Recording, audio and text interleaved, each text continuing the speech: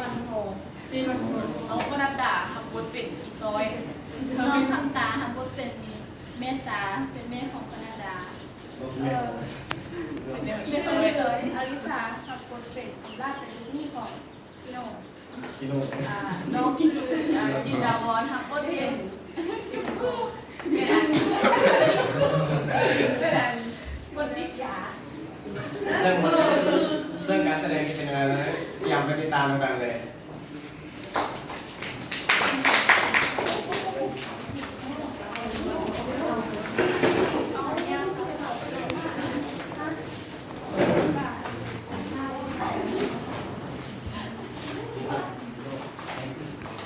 โอ้ยเมื่อยจะได้แม่มีน่ะที่เห็ดเรียกตลอดเงินน้องอีกก็รวยจะเชื่อกับแม่ทุกยุดจึงสิแหละโอ้ยเป็นธรรมดาเลยจงหลายทุกนะเขาไม่ใช่ทุกนะเขาจะมีเงินนะเขาจะมีเงินมีเครื่องงามๆลงมาค่าแล้วเนี่ยต้องพาดูโอ้ยหนอเจ๊โอ้ยเนี่ยหนึ่งเนาะวัดเมืองนี่แหละเจ๊ไม่สบาย มันเป็นคนใส่แม่ มันเป็นคนใส่เจเรียกใหม่โอ้มีเป็นเจไปเป็นผู้ช่วยของค่อยเรียกหลายวะกันได้หลายก็นี้แล้วเนาะแล้วก็บ่ลำบากนี่สบายแม่ พอต้องไปรูปเป็นแยกขึ้นมาแรก โอ้ยใหญ่ต้องหน้าไปไปตัวหาเงินงานจะก็จะไม่ได้ตัวจะก็จะส เรียก บา ไม่ ย อยู่มือเลยที่สบายโอ้ยมันจะธรรมดาแล้วคนนี้น่ะไปเห็นทันยัง แม่เนาะเขาไปอยู่จะมาบอกอยู่กับเจเด้อเด้อเจเขาไปอยู่นำไปแม่เด้อ ไปนะลูก โอ้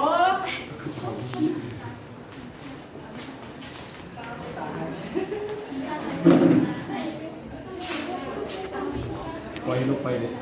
ปล่อยลูกไป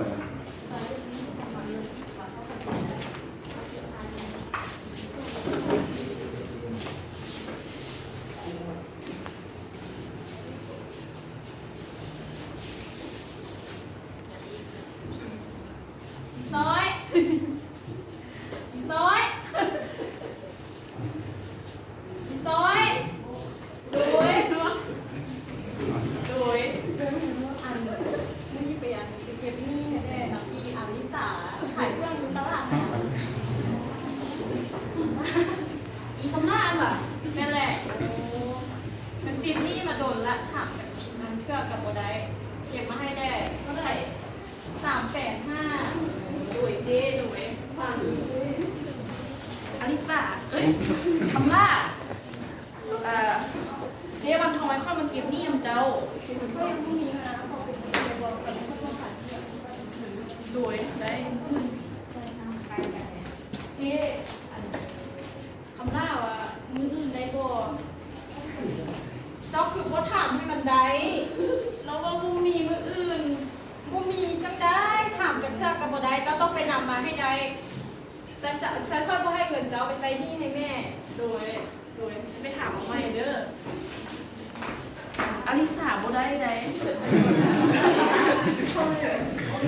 คำล่าบ่ได้ได้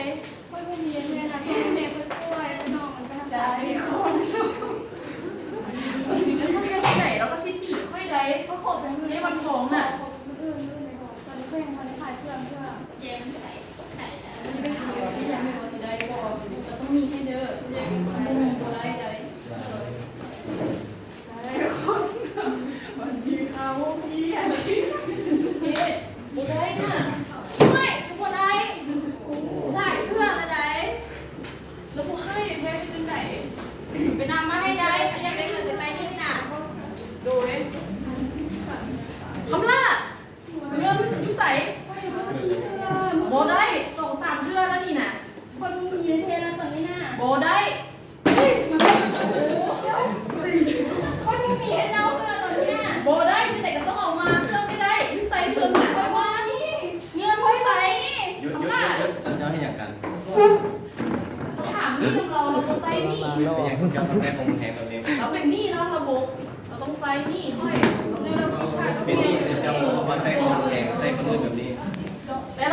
ค่อยเขาเสียวเงินเจ้าเกี่ยวน้องเป็นไผ่ ไม่คือ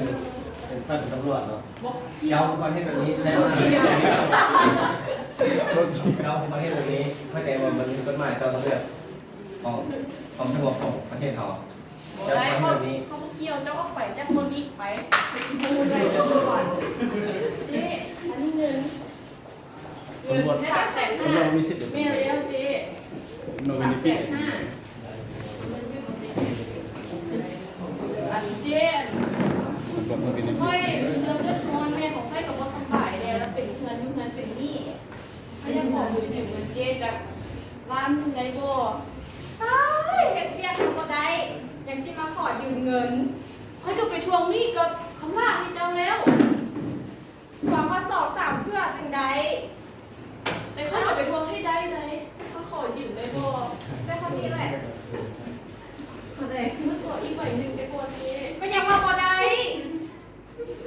โดยยอมแม่เนี่ยอันนี้เงินเอาไปใช้หนี้เด้อหมายอย่างนี้ผมก็อยากจะระบบไว้หนึ่งกินจุกู จุกูคือ อย่า แล้วก็คือแบบเราทั่วไปเลยบุ้งอย่าง หยุดเจ้าเนี่ยกัน เฮ้ยไม่ได้เหรอ เอามาเบิ่ง นี่ยังโอ้ยอย่าเป็นไร ยาวบอก เรื่องค่อยน่ะ เอาอันนี้เจ้าไปใส่เจ้าไป ไม่ได้เป็นอย่างไม่ได้อย่างเด้ ไอ้จะดีแบบโนเบนิฟิตเลย ไม่ได้เป็นอ อย่ า ย่าง ได้ไว้เห็นในคน เจ๊เป็นอย่างไม่ได้เป็นหนักเจ๊เป็นอย่าง ซอยค่อยแด้ ช่วยอย่างเจ๊ช่วย บ่ได้บ่ได้ มันจะจับตามคนเลย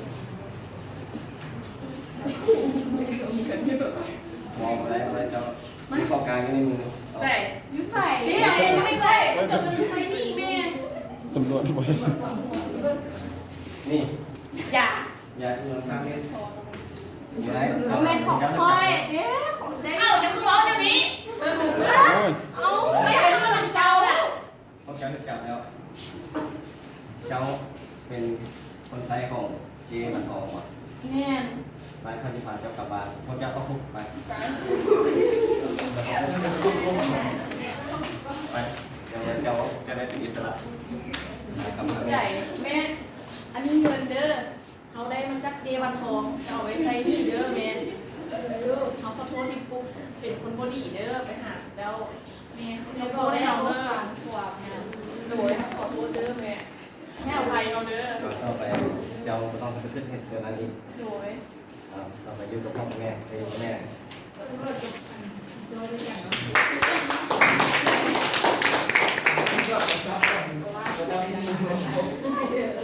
ตอนจบไปยิ้มเลยกับตำรวจได้กันวะ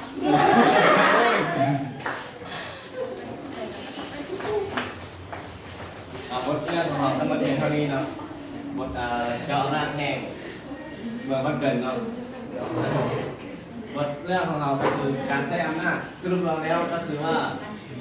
คนเฮาเนาะมันจะมีการใช้อำนาจที่แบบว่าอำนาจในการให้ได้คนอื่นเชื่อฟังแล้วก็เป็นอำนาจในการข่มเข็นแล้วก็ต้องมี